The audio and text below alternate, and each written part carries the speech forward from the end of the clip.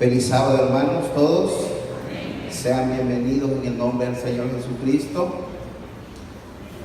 Damos gracias a Dios por la oportunidad que Él nos permite de poder alabarle y de poder escuchar la palabra de Dios tranquilamente, felizmente en su santo templo. Creo que es un privilegio que todavía tenemos nosotros. Así que es digno de poder honrar a Dios y agradecerle. Esta mañana vamos a analizar la palabra de Dios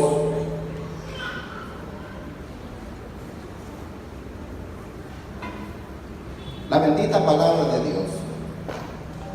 El salmista David siempre mencionaba, el salmista David decía que para él era un gozo y una alegría habitar los hermanos juntos en armonía. ¿Se recuerdan de esa frase muy común que David tenía? Y decía: mirad cuán bueno es habitar los hermanos juntos en armonía. Eso para David era bien importante. Y para Dios también es importante. El tema de esta mañana es el sueño de Dios cumplido en su pueblo. El gran propósito de Dios al crear a su pueblo. Nosotros conocemos que en el principio, cuando Dios creó al ser humano, lo formó con un solo propósito. Y el propósito del cual el hombre fue creado, Dios quería que el ser humano fuese una sola familia. Una sola familia, todos fuésemos una sola familia. Así como el Padre, así como el Hijo, así como el Espíritu Santo, los ángeles son uno. Fíjense bien, Padre, Hijo y Espíritu Santo, uno. Pero también los ángeles de Dios están unidos en un solo propósito. Así que este corto tema habla acerca de la unidad. Pero antes quiero que inclinemos el rostro, aunque ya oramos, pero quiero que oremos. Querido Padre que estás en los cielos, te agradecemos, Señor, esta mañana por este pueblo maravilloso que tú has levantado en esta tierra para predicar tu palabra. Señor bendito, que el poder del Espíritu Santo sea derramado en nuestras vidas. Y hoy, esta mañana, que seas tú, Señor, dirigiéndonos a cada uno. En el nombre de Jesús. Amén. Así que, si Dios creó a la familia para ser una sola familia, entonces, ¿qué es lo que dividió al mundo? ¿Qué dividió la familia de Dios? Porque la familia de Dios fue dividida. El plan de Dios fue roto en el principio. Allí donde Dios creó con un propósito de unidad, también se rompió el plan. Y el plan fue roto cuando Satanás se metió y engañó completamente y sedució a nuestros padres a caer en el pecado. La palabra de Dios dice que después que el pecado completamente vino a este mundo, el pecado nos separó de Dios. Y eso dice la palabra de Dios: el pecado nos separó de Dios. Y hermanos, el pecado nos separa de Dios. Y entonces, al ser rota esa parte, vino la división en la humanidad, la división en el pueblo de Dios, la división en la iglesia. Y miren, una de las estrategias más poderosas del enemigo es dividir al pueblo de Dios. Media vez el enemigo logra dividir la iglesia completamente, él sabe que se va a abajo. Pero una iglesia, un pueblo que está unido, prevalece. ¿Sabes? Así que Cuando yo leo esta parte, entonces agarro las palabras que Jesús menciona en la oración que él hace. Y a mí me impacta, no sé cuántos han leído el capítulo 17 de San Juan. Y a mí me impacta que Jesús menciona la palabra unidad en ese capítulo 5 veces. Quiere decir que si Jesús menciona la palabra unidad, salió completamente de Dios. Y el deseo de Dios es que el mundo, el pueblo de Dios, la iglesia, la familia sea unida. Pero para que la iglesia, para que el pueblo de Dios, para que la familia esté unida, necesitamos primero estar unidos a Cristo Jesús. Porque si no estamos unidos a Cristo, no puede haber unidad, porque el que vino a unir fue Cristo Jesús. Y por eso Jesús en su oración dice, noten, cuando yo leo esta parte también me da alegría. Yo no sé si a ustedes, porque dice la Biblia, porque el relato, la Biblia menciona que Jesús ya oró por nosotros. Dice, Padre, no solo ruego por ellos, por los discípulos, sino por los que han de creer por la palabra de ellos. Y nosotros hemos creído por la palabra también de quiénes, discípulos. Entonces a mí me da alegría porque Cristo ya oró por mí. Pero ahora viene el punto importante. Jesús dice, para que todos sean uno. Noten el deseo de Dios. Señor Padre, oro para que todos sean ¿cuántos? No dos, no tres, no cuatro, sino que todos sean uno, así como tú, Padre, en mí y yo en ti. Entonces el deseo de Dios es que todos seamos ¿cuántos?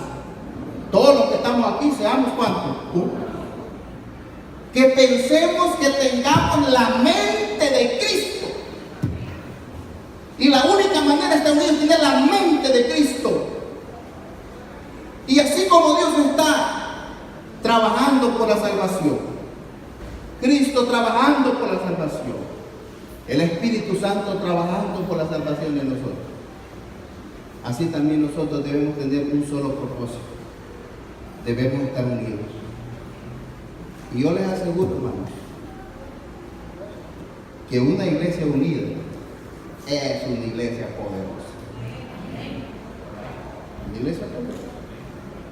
Así que Pablo, para explicar esta parte de la unidad, Pablo también agarra el cuerpo humano,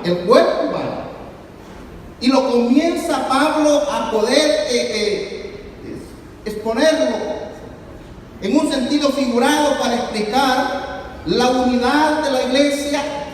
Y Pablo dice que la iglesia es el cuerpo de Cristo. Y entonces, leamos la palabra de Dios. Vamos allá, 1 Corintios, capítulo 12, versículo 12.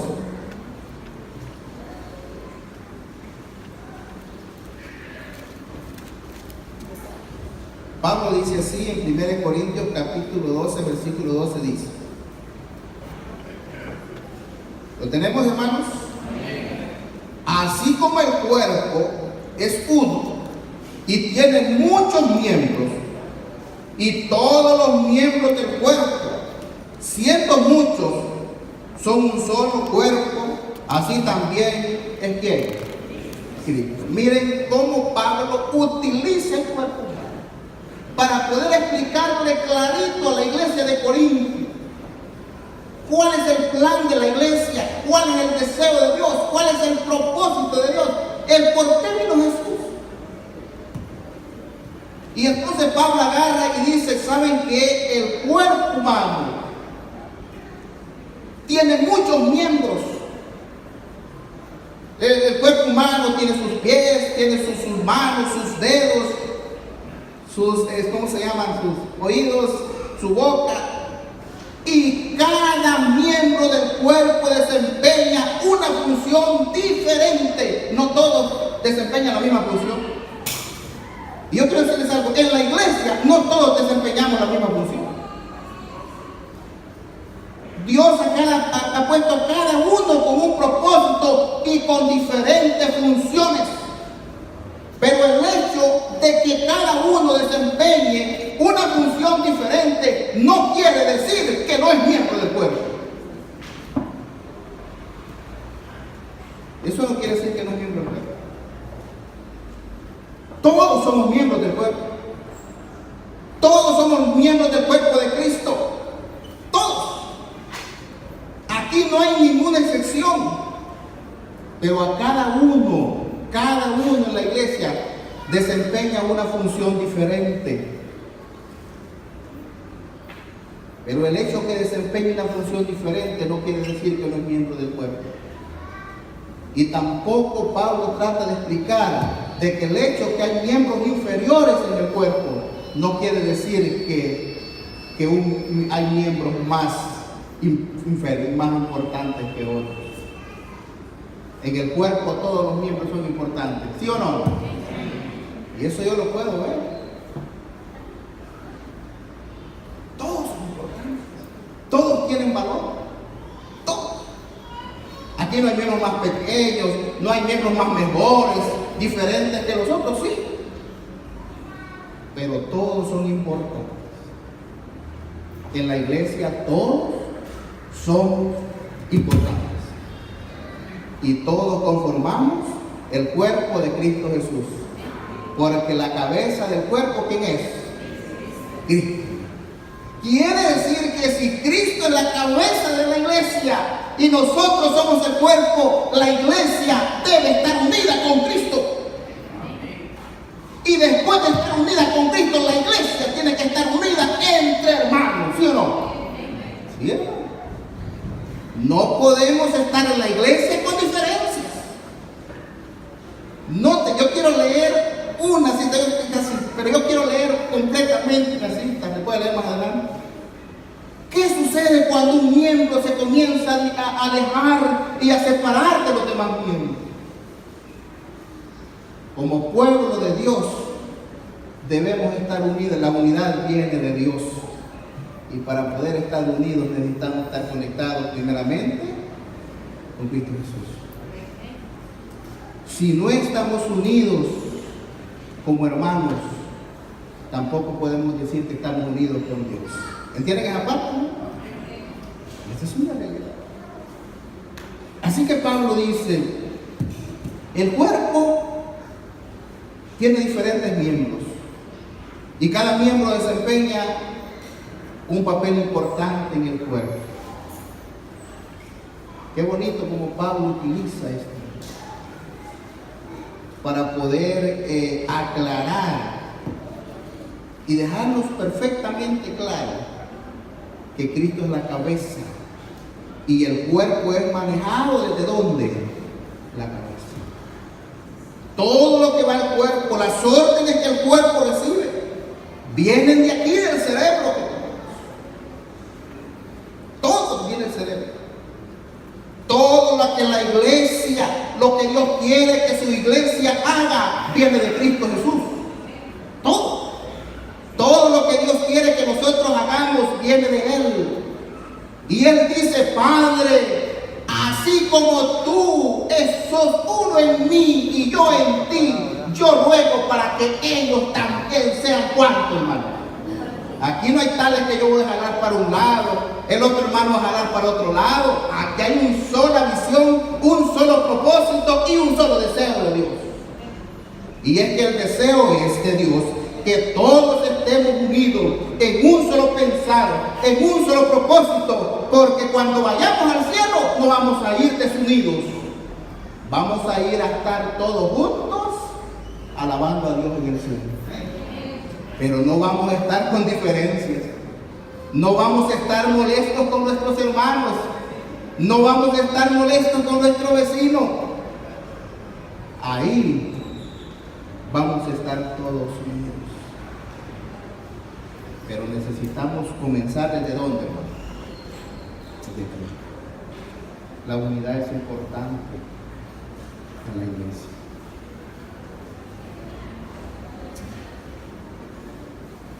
Algunas personas comprenden de que el término unidad se refiere a que se reúnan un grupo de hermanos o un grupo de personas, pero el término al que Dios se refiere no es ese. El término de Dios al que Dios quiere es que todos estemos unidos en el amor de Cristo Jesús y que los amemos. ¿Cuántos? Unos. El propósito de que Dios creara la iglesia es que todos estuviesen unidos. Y cuando uno noten esta parte, cuando un miembro del cuerpo, cuando usted se da, no sé cuál es la verdad, cuando se da un tropezón, siente todo el cuerpo, ¿sí o no? Todo el cuerpo siente el dolor. Noten, Pablo por eso explica y dice, porque cuando un miembro, hermanos, está pasando dificultades, cuando un hermano está pasando problemas, Dios quiere que toda la iglesia sienta ese problema que está pasando nuestro hermano. Y que veamos completamente, que hagamos algo. Por eso Dios fundó así la iglesia, para que cada uno veamos cuando un hermano está alegre, dice Pablo, la iglesia debe estar toda como alegre. Cuando un hermano está triste, la iglesia debe saber que el hermano está triste. Ese es el propósito de Dios, que nos conozcamos y que comencemos a fomentar la unidad. Hermanos, Dios quiere que tengamos su amor en nuestra vida. Ustedes han leído San Juan 13:35, un versículo muy conocido. Jesús le dijo a los discípulos: en esto os conocerá el mundo que son mis verdaderos discípulos, si os amáis unos, ¿a qué les digo? A nosotros. Entonces, ¿en qué es lo que el mundo que somos verdaderos discípulos? En que os amamos unos a otros.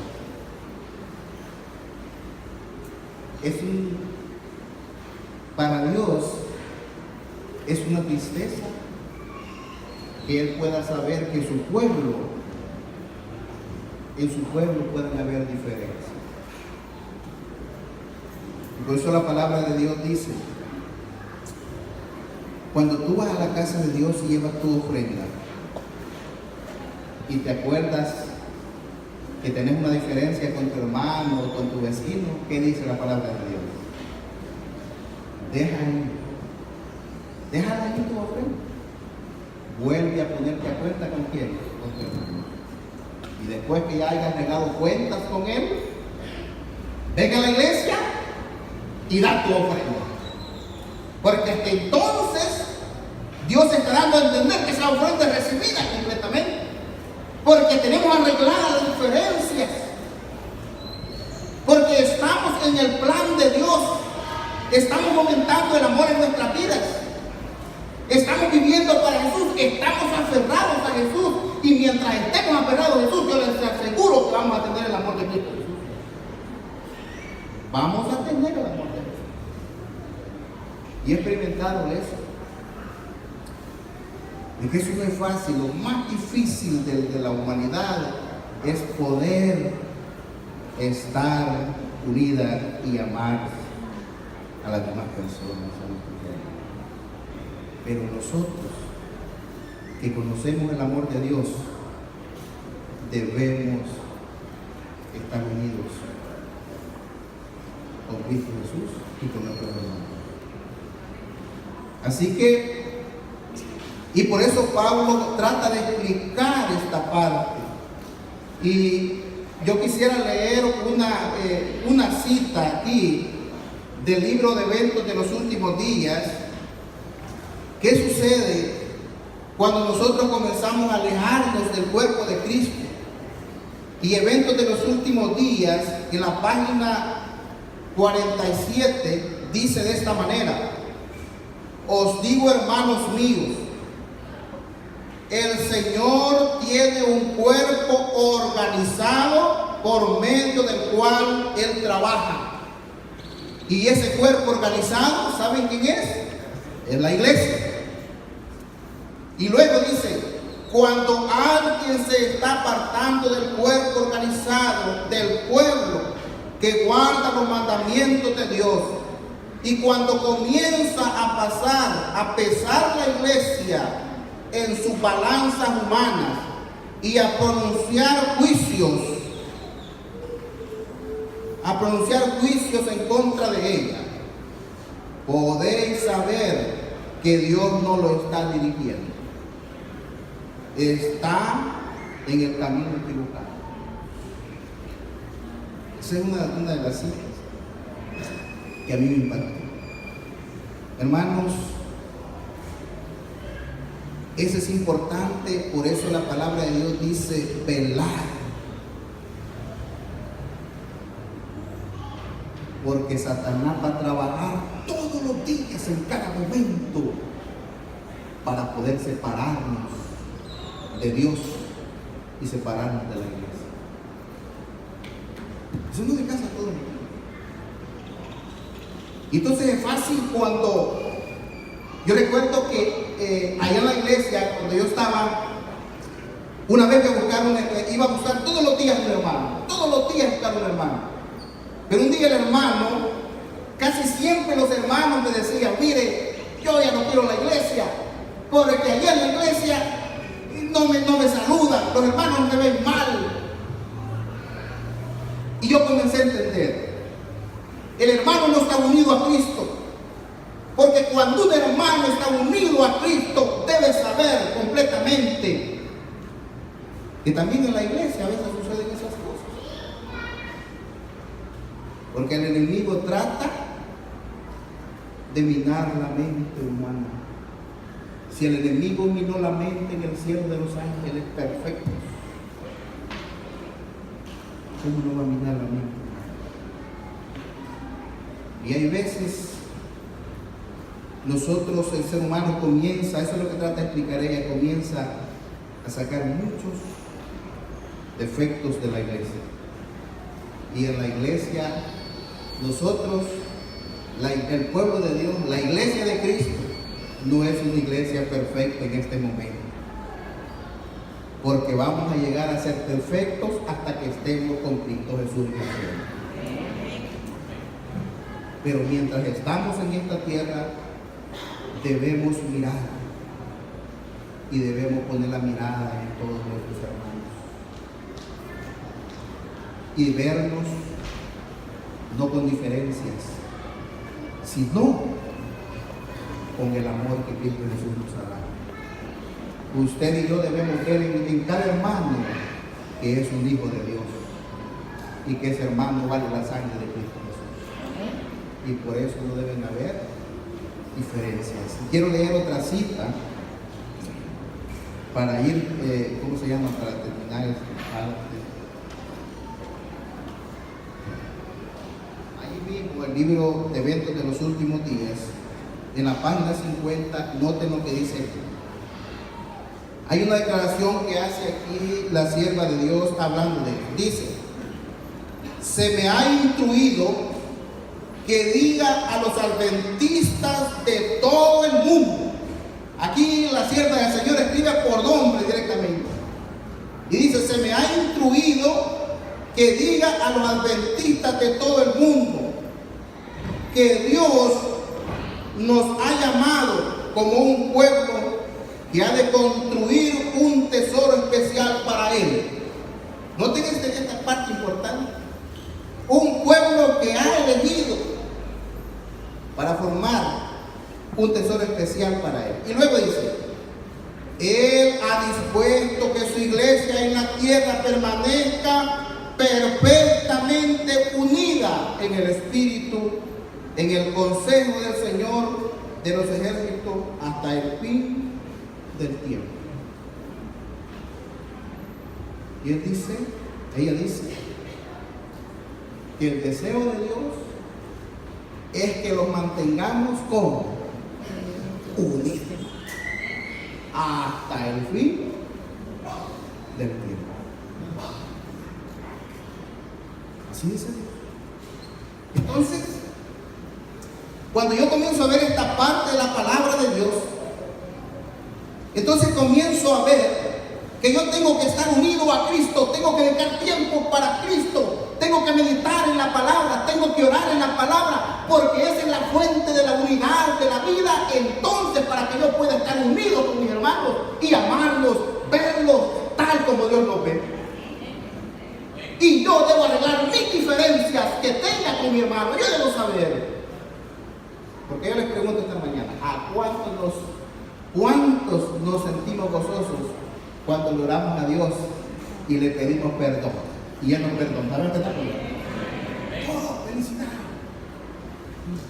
Y entonces Él dice, eso es maravilloso, saber de que tenemos un Padre perdonador y que Él nos perdona cuando vamos a Él. Pero también Él dice, en el Padre Nuestro dice, que debemos perdonar también a quienes. ¿Cómo debe estar la iglesia? Hermanos queridos, la unidad es importante. Yo te digo algo, cuando la iglesia, cuando el pueblo de Dios, en el principio, cuando la iglesia comenzó a surgir, los discípulos quedaron, mientras andaban con Jesús, tenían muchas diferencias. Unos pensaban de una forma, otros pensaban de otra forma, y otros de otra forma, y cada quien en su camino, cada cual diferente, y creían que era lo correcto. Pero un día Jesús los dejó y se fue. Y cuando Jesús se va, los discípulos entienden que deben dejar las diferencias, ponerse a cuenta uno con el otro para poder recibir la presencia del Espíritu Santo. Y entonces hicieron arreglo y comenzaron a arreglar sus diferencias. Yo me imagino a Pedro arreglando, porque Pedro, algunos querían ser mayores que otros. Ustedes saben que en el ser humano existe eso, que muchos de nosotros, a veces los seres humanos lo creemos mejor que otros. Ustedes saben que eso existe. A veces pensamos que somos mejor que otros. Y en el pueblo de Dios todos somos iguales, ¿sí o no? Porque valemos el mismo precio.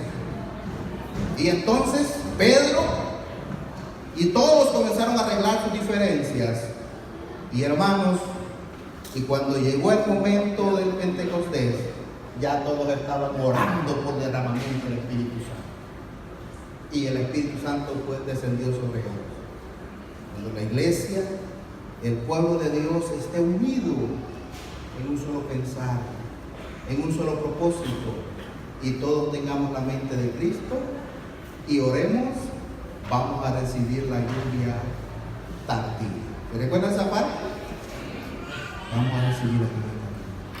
Pero para eso, hermanos, tenemos que arreglar nuestras diferencias.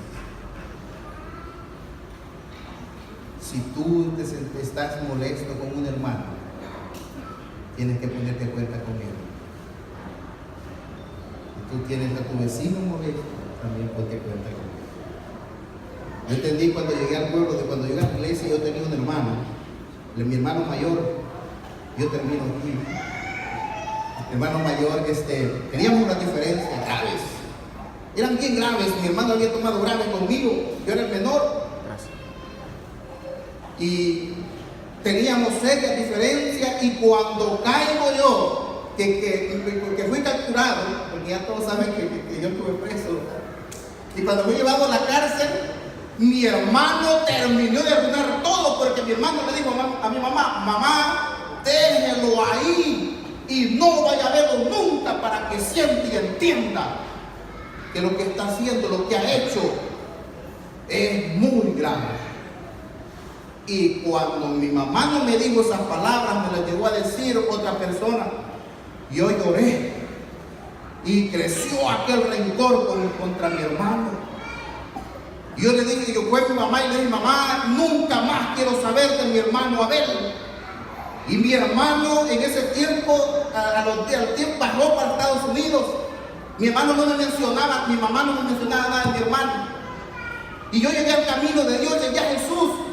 Y pasé un año, segundo año, al tercer año, pero yo sentí en mi corazón cada vez que iba a orar, tengo a mi hermano que está molesto conmigo, yo también. Y yo sentía que eso era un obstáculo para mi crecimiento espiritual. Y después de 10 años, fíjense bien, pasé a los 3 años, ya casi ya habían pasado 7 años que había vivido yo en la cárcel con eso en mi corazón. Y cuando a los 7 años llego a Jesús, 3 años después, mi mamá llega y me dice, mira, tu hermano manda decir que quiere hablar contigo. Y yo dije, aquí es mi oportunidad. Y entonces mi mamá, yo le digo, voy a hablar con él. Mi mamá me dio el número de mi hermano. Y yo le hablé a mi hermano. Y yo lo primero que le di a mi hermano me dijo, hola hermano, ¿qué tal? ¿Cómo estás? Tiempo no saber de ti. ¿Cuánto no quería saber de ti? Años, 10 años ya. Tú eres mi hermano, eres mi familia. Y yo lo primero que hice, hermano, yo te pido perdón por todo lo que había pensado y había hecho. Y mi hermano me dijo, olvida eso. Tú eres mi sangre. Y yo no puedo estar así. Y saben, hermanos, yo sentí que me había quitado un peso de mi cabeza. Y ese hermano es el que Dios usó para que me ayudara a mí para salir más luego de la cárcel, aparte de mi Dios. Si tú tienes diferencias contra tu hermano, arréglalo, hermano. Arréglalo. El deseo de Dios es que estemos unidos, que nos amemos. Si tú has tenido discusiones, si miras diferencias, si miras diferente a tu hermano, ponte a cuenta con él esta mañana, porque hoy es el día de salvación, mañana puede ser demasiado tarde. Pero tú me vas a decir que yo estoy en la iglesia, pero puedes estar en la iglesia, pero no tienes comunión con Dios, ya te has conectado de Cristo y por eso no amas a tu hermano, tienes diferencias. Pues hoy es el día para que nos pongamos a cuenta con nuestro hermano. Hoy es el día, porque mañana no está seguro para nosotros, pero debemos estar unidos. Y yo les dije, una iglesia unida es una iglesia poderosa, porque el poder del Espíritu Santo es derramado sobre la iglesia, y en la unidad es donde Dios se manifiesta. Que Dios nos ayude, porque Cristo está esperando eso de su pueblo. Padre, así como tú y yo somos uno, que ellos también sean uno con nosotros. Y para estar unidos con Dios, también necesitamos amarnos. Ya no mires a tu hermano con diferencia. Si has tenido esa oportunidad y lo has visto con diferencia, pues ya no lo veas así. Ve en ese hermano el rostro de Cristo. ¿Entiendes esa parte? Ya no lo veas como algo así, como que no vale. Ese hermano es de la familia de Dios. Y tú y yo somos la familia de Dios. Que el Señor nos bendiga en esta mañana. Y que Dios nos ayude. Porque Dios quiere que moremos